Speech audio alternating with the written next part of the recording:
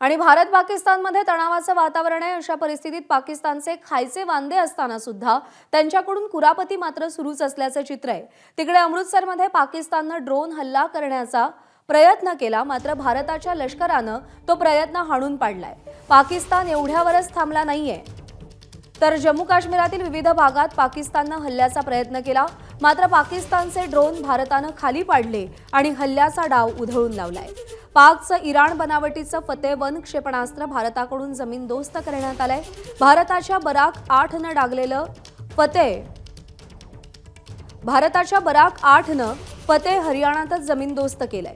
चीनी बनावटीची HQ-9 क्षेपणास्त्र प्रणाली भारताकडून निकामी करण्यात आली आहे। पंजाबच्या होशियारपूरमध्ये शेतामध्ये पाकिस्तानी ड्रोन देखील आढळलाय। भारतीय लष्कराने हा ड्रोन खाली पाडलाय। तसंच भारतीय लष्कराच्या एअर डिफेन्स सिस्टीमने पहाटे पाकिस्तानी ड्रोन पाडलाय। पठाणकोट हवाई तळावर पाकिस्तानकडून हल्ल्याचा प्रयत्न झाला होता, मात्र भारताने तो हल्ला देखील हाणून पाडलाय।